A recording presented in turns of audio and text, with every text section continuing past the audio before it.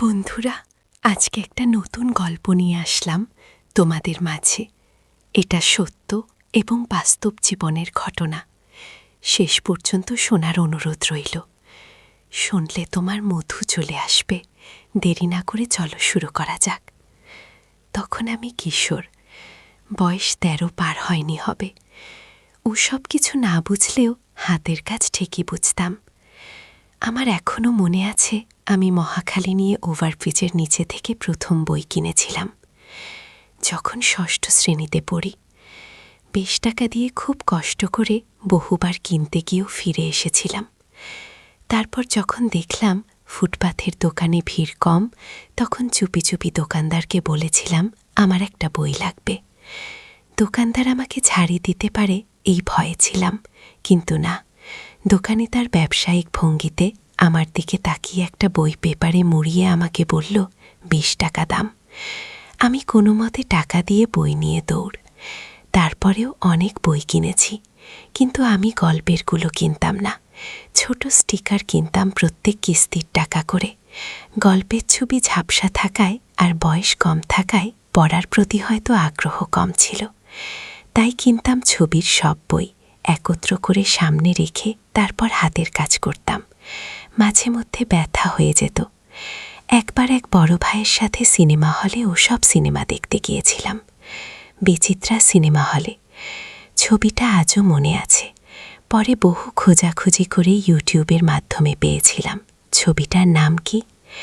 ডালিয়ার কঠিন তো প্রাসের, ইতালিয়ান। এই ফিল্মে সেনাগণ্ডির বিশালাকার একটি বয়স্ক লোককে হাত ধরে খাওয়াচ্ছে। এখনও মনে মনে ভাবলে মনে হয় যে আমার মুখে পুড়ে দিচ্ছে। সেনাগণ্ডির অনেক মুভি নামিয়ে দেখছি, আর তার সিনেমা দেখতে আমার খুব ভালো লাগতো।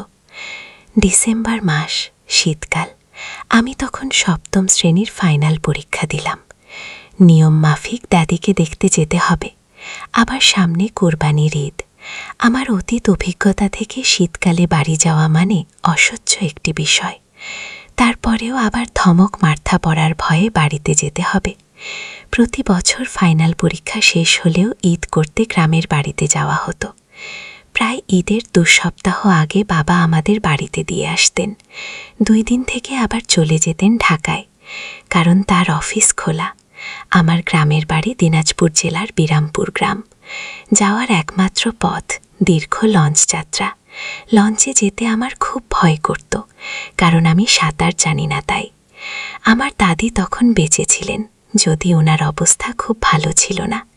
যখন তখন ওনার যায় অবস্থা। ওনার সেবা যত্নের জন্য ফুফু ও ফুফাতো বোন ছিল।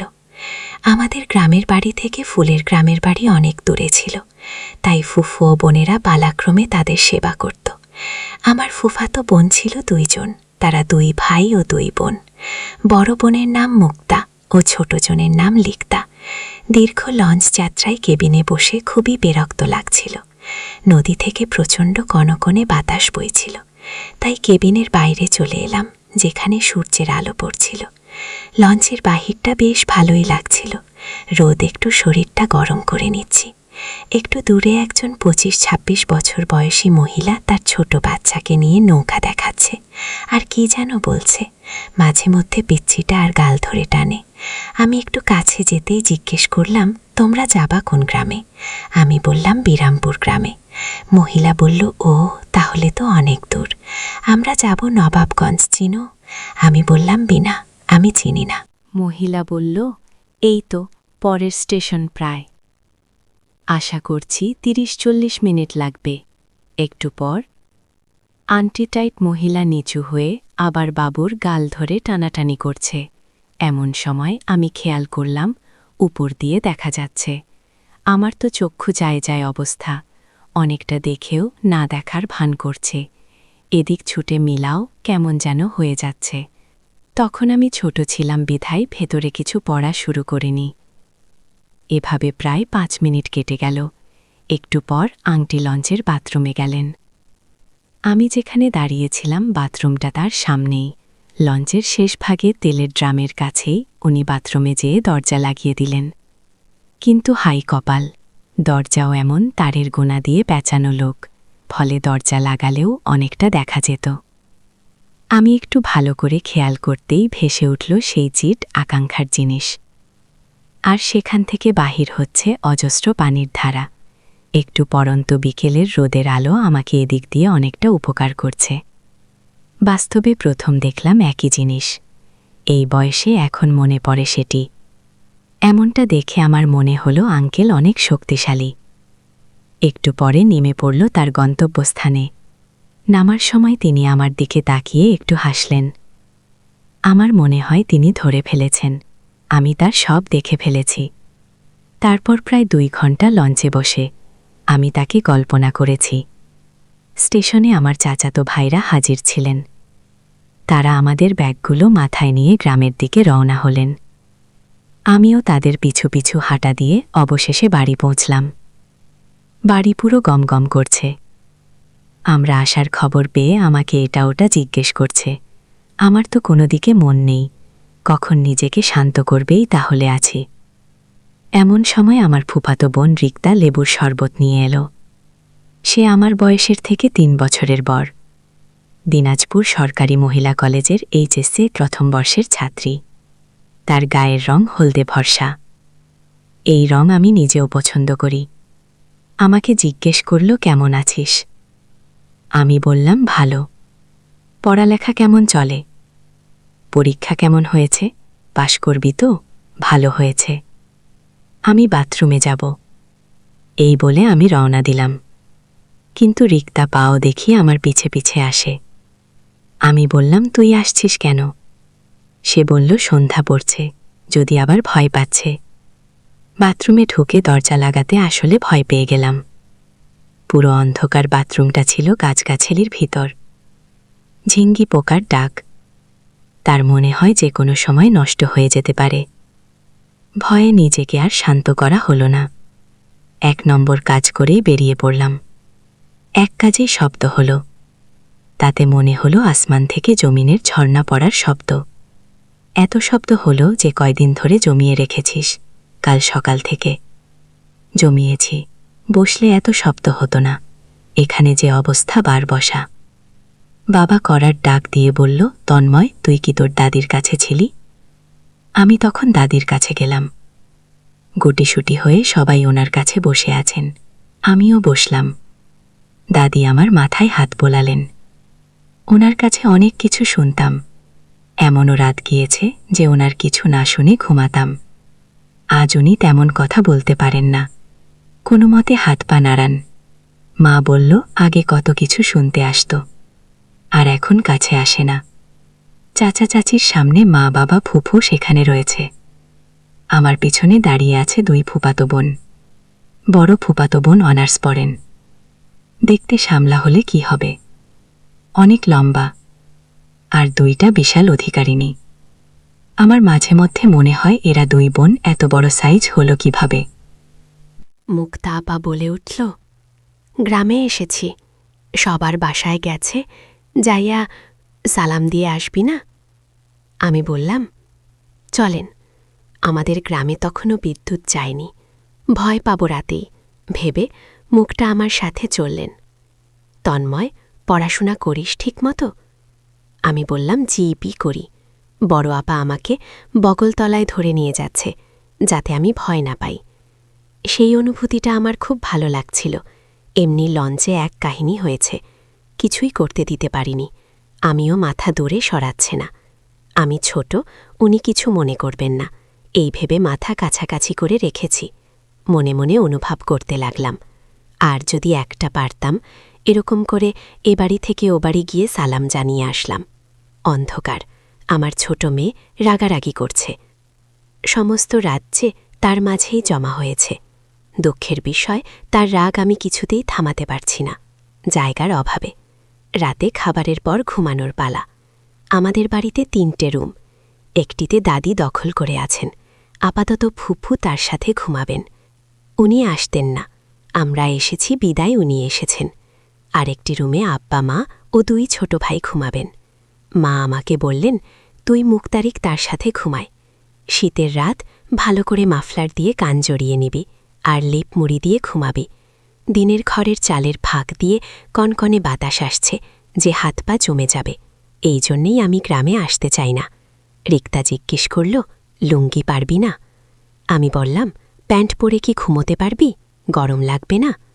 না লাগবে না, এমনি যে ঠান্ডা পড়েছে, তোর 1 নম্বর কাজ পেয়েছিস। না রাতে ধরলে তো এই শীতের মধ্যে কে নিয়ে যাব?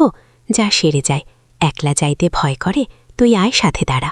হারিকেনটা বাড়ানোই, সে আমার হাত ধরে হাতে হারিকেন নিয়ে গেল। কিরে, তোরে না বললাম দাঁড়া? হিসেব না, প্যান্ট পরছি বইতে সমস্যা হয়। একটু হেসে রিক্তা আমার কাছে হারিকেন রেখে প্রায় 5 গজ দূরে গিয়ে রিক্তা বসে পড়েছে। বাথরুম ঘর দূরে হওয়াতে ঘরের কাছেই ছিলাম। আমি বাঁকা চোখে দেখতে থাকলাম। আজকে আমার কি হয়েছে বুঝতে পারছি না। কপালে কি আজকে এসব জিনিস ছিল? মনে মনে ভাবতে লাগলাম, এরকম যদি প্রতিদিন হতো। তারপর সে থেকে উঠে আমাকে বলল, চল হারিকেনটা হাতে নিই। লেপের নিচে আমরা 3 জন। আমি মাঝখানে শুয়ে আছি, আমার দুপাশে মুক্তা। অনেকটা আরাম লাগছে তাদের তাপে। আমি কল্পনা করেছি সেই আংটির কথা। অন্ধকারে ভয় কোনোভাবেই আমার ঘুম আসছে না। একবার এদিক হয়ে আর একবার ওদিক। একটু পর মাথায় একটা দুষ্টু বুদ্ধি এলো। আমার দুপাশে শুয়ে আছে 2 জন। এরা তো ঘুমিয়ে পড়েছে। আস্তে আস্তে ধরলে টের পাবে না, কিন্তু ধরব কাকে? মুক্তা আপাকে ধরলে মায়ের খাওয়া লাগতে পারে, আর রিক্তাকে তো আমি তুই তুই করে ডাকি, সুতরাং ওকে ধরা ভালো। মনে মনে বেশ ভয় হচ্ছিল, যদি টের পাই তাহলে কি হবে। তবুও মনের সাহস নিয়ে ধরলাম। প্রথমে ভেবেছিলাম রিক্তা ঘুমে, কিন্তু একটু পর বুঝতে পারলাম আসলে সে ঘুমে ছিল না, ঘুমের ভান করেছিল। রিক্তার সম্মতি পেয়ে আমারও অনেক আনন্দ হয়েছিল, কিন্তু অনেক ভয় হচ্ছিল। মুক্তা আপা যদি বুঝতে পারে তাহলে আমাদের সমস্যা হবে। মুক্তা আমাকে সবকিছু বলে দিতে পারে। আসলে সুখের মুহূর্ত বেশিক্ষণ থাকে না। এক সময় কখন ঘুমিয়ে পড়েছি টের পাইনি। চোখ মেলে দেখি সকাল হয়ে গেছে। প্রচণ্ড শীতে ঘুম থেকে উঠতে ইচ্ছে করছে না। এদিকে রাতে অনেক পরিশ্রম করেছি। কিভাবে রিক্তার দিকে তাকাবি, লজ্জাতেই মরে যাচ্ছি। সকাল 10টায় মায়ের বাড়িতে বিছানা ছাড়তে হলো। এর মধ্যে রিক্তা কয়েকবারও আসা যাওয়া করেছে। আমি দেখেও না দেখার ভান করেছি। ঘুম থেকে উঠে দাঁত ব্রাশ করে খেতে বসেছি। রিক্তা খাবার বেড়ে দিচ্ছে। আমার পাশের বাসার ভাবিও এসেছেন। উনি মা ও ফুফুর সাথে কথা বলছেন। ওনার স্বামী আসিয়া গেছেন 2008 সালে, এখনও দেশে ফেরেননি। যাওয়ার সময় আমাদের বাসা হয়ে গিয়েছিলেন। আমরা থাকি মহাখালীতে। এয়ারপোর্ট মহাখালী থেকে কাছে, তাই উনি আমাদের বাসায় উঠেছিলেন। উনি একবার আমার দিকে তাকায় আর একবার মার সাথে কথা বলেছেন। তন্ময়, দেখি বড় হয়ে গেছ, স্বাস্থ্য হয় না কেন? কিছু খাও না নাকি? জি খাই তো, কিন্তু স্বাস্থ্য তো হচ্ছে না। ঠিকমতো খাওয়া দাওয়া করলে শরীর এমন হবে কেন? বেশি করে খেতে হবে পরে। কিন্তু বাবা, না, আমি কিছু না বলে চুপচাপ খাচ্ছি। রিক্তা আসতে বলে উঠল, যে জিনিস আছে 2-3টে লাগবে। এবার আমি খানিকটা লজ্জিত হলাম। মাথা নিচু করে কোনো মতে খাওয়া শেষ করে উঠে বাইরে চলে গেলাম। কুয়াশা এখনও কাটেনি। বাবাকে দেখলাম কোথা থেকে খেজুরের রসের কলসি নিয়ে এলেন। শীতকালে খেজুরের রস যে খেয়েছে সে জানে কতটা সুস্বাদু। তবে এতটাই ঠান্ডা থাকে যে এক চুমুকে শেষ করা যায় না। আমি 2 গ্লাস খেলাম। খেয়ে চাচার সাথে বাজারে চলে গেলাম। বিরামপুর লঞ্চঘাটের সাথেই বাজার। বিশাল সাইজের মাছ উনি গুটিকায় কিনলেন। বেড়িবাঁধের উপরে বাজার বসছে। বেড়িবাঁধ থেকে নদী দেখা যায়। মেঘনা নদী অতি ভয়ানক এই নদী। অনেকের মতে এর তলদেশে পৃথিবীর অন্যদের থেকে সবচেয়ে বেশি স্রোত হয়ে থাকে। বিশাল তার বুক। এক কিনারা থেকে আরেক কিনা তা দেখা যায় না। দূর থেকে অনেক জাহাজ হচ্ছে আর ছোট ছোট নৌকা। বেশ মনোরম দৃশ্য। যারা দেখেছেন তারা বুঝতে পারবেন। যাই হোক, বাজার শেষে চাচা বেড়ি ধরায় হাঁটা দিলেন। সর্ষে ফুলের হলুদ হয়ে আছে মাঠ। দেখতে এত সুন্দর যা কল্পনা করা যায় না। শীতের সকালে শিশির ফোঁটা জলে ফুলের পাপড়িগুলো চিকচিক করছে। দুধারে সেই হলুদ মাঠের মধ্যে দিয়ে হেঁটে যাচ্ছি চাচার পিছু পিছু। বাস হচ্ছে একমাত্র বাহন, এমন এক জায়গা। তখন রিকশাও চলে না, এখন চলে অবশ্য। আমি চিন্তা করেছি দুপুরে গোসল করার সময় হাতের কাজ সেরে নেব। এটা ভাবতে ভাবতে চাচার পিছু পিছু বাড়ি ফিরে এলাম। তখন বেলা 12টা। আমার চাচাতো ভাই আমার জন্য অপেক্ষা করছে। অনেকক্ষণ ধরে সে নাকি আমাকে নিয়ে খালে মাছ ধরতে যাবে। ছেলেটা আমার সমবয়সী হলে কি হবে, খুবই দুরন্ত স্বভাবের, আর মুখে তার কিছু আটকায় না। আমাকে নিয়ে আইল ধরে হেঁটে যাওয়ার সময় সামনে কোনো মহিলাকে পেলে বলে ওঠে, ভাবি, আপনার গাছের মতো ঝুলে গেছে, বাইরে খাওয়াবেন না? মহিলারা চেঁচিয়ে উঠে বলে, এই ছেলেটা আমার কাছে লাউ তোকে কেন খাওয়াবো? তখন মহিলারা তারে বলে, তোর মার কাছে গিয়ে খাইতে চায়। চাচাতো ভাই গান ধরে, সাথে লাউ বানাইল মরে।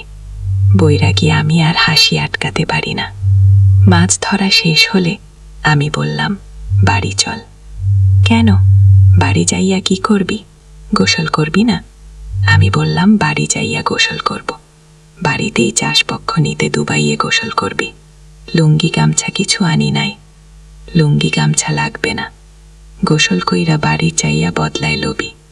তুই তো সাঁতার জানতো না, এইবার তোরে সাঁতার শিখামো কলা গাছ দিয়ে। তারপর চাচাতো ভাইয়ের সাথে করে পুচকুনিতে গেলাম গোসল করতে। জোহরের আজান হচ্ছে, অনেক মহিলা যুবক যুবতীও এসেছে গোসল করতে। নারীরা পুচকুনিতে গোসল করার পর কেমন দেখায় তা অনেকে জানে।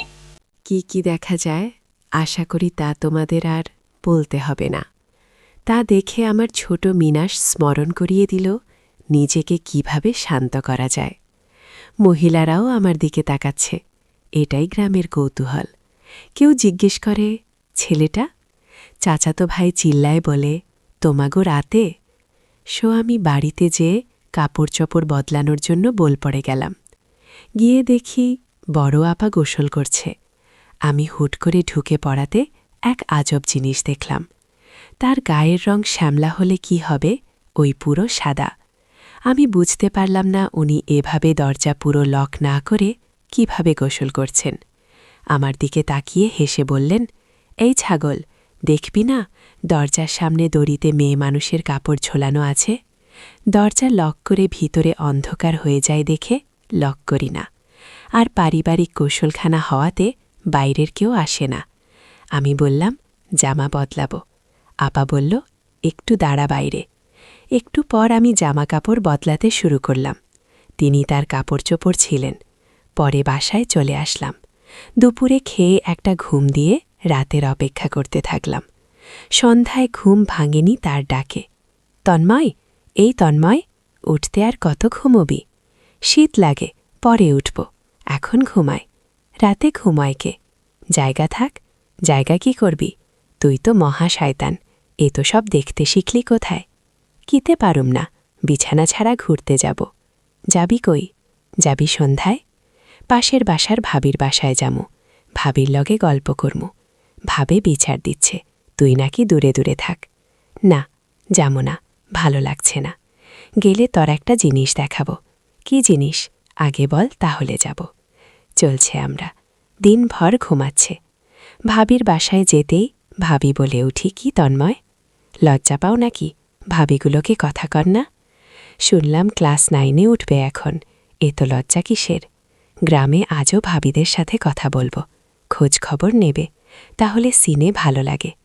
ভাবিদের কাছে তো দেব, ওরা সব মজা করব। এ তো লজ্জা ভালো না। রিক্তা একটু পর জোরেই বলে ওঠে, ওর আবার লজ্জা আছে নাকি? এখনই সব বুঝে। ভাবি মুচকি হেসে বলে, এখন থেকেই তো শিখবে। রিক্তা জবাবে বলে ওঠে, ও একটু পরে বলবো। ভাবি, ভাই তো বিদেশ গেছে, তাই আমি তোমার দায়িত্ব নেব। ভাবি বলে, না, আমার ভাই ভালো আছে, তন্ময় থাকুন না। কিছু খাইবা নাকি? আমি বললাম না। ভাবিদের খাতের সাথে টেবিল। আমি টেবিল ঘেঁষে খাটে বসে আছি। রিক্তা টেবিলের উল্টো দিকে চেয়ারে বসে আছে। একটু পর টেবিলের নিচে দিয়ে রিক্তা পা দেখি আমার পায়ের উপর পা তুলে দিচ্ছিল। আমি কিছুই বলছি না। রিক্তা দাঁত কামড়ে বলে ওঠে, কি হাঁকি দেখ? শয়তান। আমি বললাম, জিনিস দেখা। কি জিনিস দেখতে চান? আপনার সন্তানের নানা। আমি শয়তান না, তুই শয়তান। ভাবি, কি বলবো এরকম করতে? আচ্ছা ভাবি, একটা জিনিস দেখে যাও। তন্ময় নাকি তোমাকে দেখাবো। ভাবি অন্য ঘর থেকে আসলেন, বললেন, কই, কি দেখাবে আমার দেবর? এই যে নিচে দেখো। ছোট মিয়া। রিক্তা, তুই তো অনেক ফাজিল, তরিকা কত ছোট, সাথে এমন করতেছিস। ও ছোট হলে কি হবে? ছোট্ট একবার। ছোট মিয়া এত বড় হলো কি করে? তন্ময়, কি খাস্তি? রিক্তা, মেজাজ খারাপ করছে না, আজকে রাত্রে তোর খবর আছে। ওই আল্লাহ, রাত্রে কি করবেন? রিক্তা কিছু করছে না। কি রে? না, কিছু করতে আসলে ছোট মিয়া ধরে ফেলব। না, হয়েছে, আর দুষ্টামি করছে না ওর সাথে। এরপর ভাবি একটু দূরে যেয়ে তার শীতের সোয়েটার খুলে ফেললেন।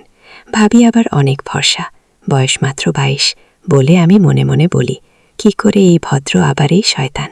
তবে তা দেখে আমার বেশ সুটসুটি লাগছিল। ভাবি সাদা রঙের পরেছে।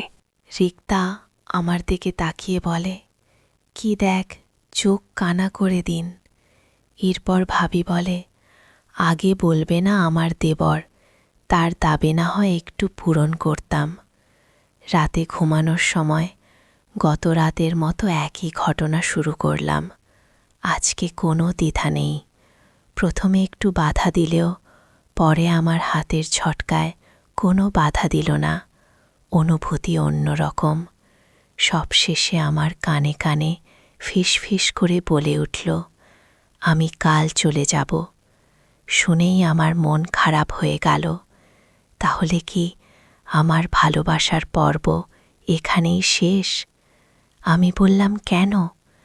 প্রতি উত্তরে বলল, বাবা বাড়িতে একা, মাও এখানে, তার রান্নাবান্না করতে সমস্যা হয়। তারপর সারা রাত আমার নির্ঘুম কেটেছে। শীতের ঘুমে সবাই স্বর্গে, তাদের নাকের ডাক আমাকে জানান দিচ্ছে, কিন্তু আমি নাক ডাকতে পারছি না। একদম ভোরের দিকে আমি ঘুমিয়ে পড়লাম। ঘুম ভাঙো দুপুর 2টায়। ঘুম থেকে উঠে দেখি রিক্তা চলে গেছে, মুখটা পাও চলে গেছে দাদির দেখার জন্য। ফুফু আছেন, ওদিকে আমার বাবাও চলে গেছে সকালের প্রথম লঞ্চ ধরে। তার অফিস এখনও বন্ধ দেয়নি, সরকারি চাকরি করেন। উনি আসবেন ঈদের 2 দিন আগে। বিছানা থেকে নামতে মন চাচ্ছে না।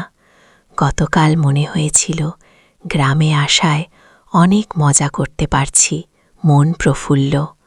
কিন্তু এখন কি করব? আমি তো গ্রাম পছন্দ করি না। মাঝে মধ্যে দোয়াও করতাম, দাদি কবে মরবে, তাইলে আর গ্রামে আসা লাগবে না। আমার সব বন্ধুরা ঢাকায় ঈদ করবে, কত মজা করবে। ভেবে মনটা খারাপ হয়ে গেল। বিকেলে একা একা ঘোরাঘুরি করছিল, মনটা বেজায় খারাপ। গ্রামের ক্ষেতের আইল ধরে হেঁটে চলেছি। সর্ষে ফুলের হলুদ মাঠ। কেউ একজন আমাকে দূর থেকে ইশারা করে ডাকছেন। একটু সামনে এগোতেই বুঝলাম আমার জেঠাতো ভাই। তিনি আমার থেকে বয়সে 10 বছরের বড়। শ্রদ্ধা বিয়ে করেছেন। বিয়ের 4 মাসের মাথায় ওনার গর্ভবতী, তাই তার মুখে সবসময় হাসির ঝলক লেগেই থাকে। এমনিতেই একটু সহজ সরল টাইপের, কারো সাথে ঝগড়া করে না বলে গ্রামের সবাই ওনাকে অনেক ভালোবাসেন। আর উনি আমাদের বংশের আমার অন্য সব ভাইদের থেকেও বড়। আমি ওনাকে সম্মান করি। আমাকে উনি বললেন, একা একা হাঁটতে আছিস যে ফজলুর, এ নিয়ে ঘুরতে পারছ না? রাস্তা হারালে? চিন্তিত। সন্ধ্যা হইয়া আস্তে আস্তে, চল বাড়ি যাই। আমি বললাম, আমি পরে যাব, বাড়িতে কেউ নাই আমার। সমবয়সী চাচাতো ভাই ফজলুকে সহজে পাওয়া যায় না। সে কোথায় কোথায় গায়েব থাকে বলা যায় না। অতি দুষ্ট ছেলে, মানুষের হাতে মারও খায়। আমি দাঁড়িয়ে আছি, ঠান্ডা ক্রমেই বেড়ে চলেছে। গায়ে গায়ে সোয়েটার পরেছি, তারপরেও কাজে দিচ্ছে না। আমি আনমনে হাঁটতে হাঁটতে লঞ্চ ঘাটে চলে গেলাম। ঘাটে অনেক দোকান, চায়ের দোকানে গ্রামের মুরব্বীরা কথা বলছেন। কেউ কেউ আমার দিকে তাকিয়ে থাকেন এক দৃষ্টিতে। আমি গ্রামে আসার পর থেকেই জিনিসটা খেয়াল করে আসছি। কোন জায়গা দিয়ে গেলে সবাই কেমন জানি উৎসুক চোখে তাকিয়ে থাকে।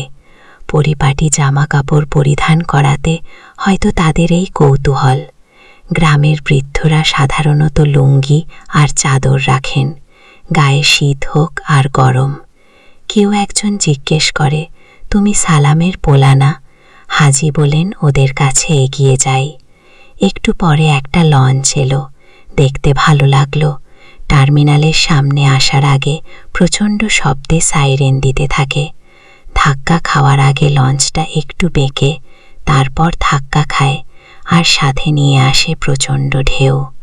আমি আরেকটু সামনে যে পানিতে নেমে পড়লাম, কনকনে পানি। খানিক পরেই আবার উঠে গেলাম। অনেকক্ষণ দাঁড়িয়ে আমার অতীতে ঘটে যাওয়া কিছু রোমাঞ্চকর ঘটনাবলী মনে করতে থাকলাম। আজকে রাতে এরকম হবে না, একা একা ঘুমাতে হবে। খানিক পরে বাসার উদ্দেশ্যে রওনা দিলাম। বন্ধুরা, তোমাদের একটা কথা বলতে চাই। আমি তোমাদের সর্বদা হাসি খুশি রাখার জন্য খুব কষ্ট করে ভিডিও বানাই। তাই তোমাদের কাছে অনুরোধ থাকবে, অবশ্যই ভিডিওটি দেখে একটি লাইক করবেন এবং আমাদের চ্যানেলটি সাবস্ক্রাইব করে পাশে থাকবেন।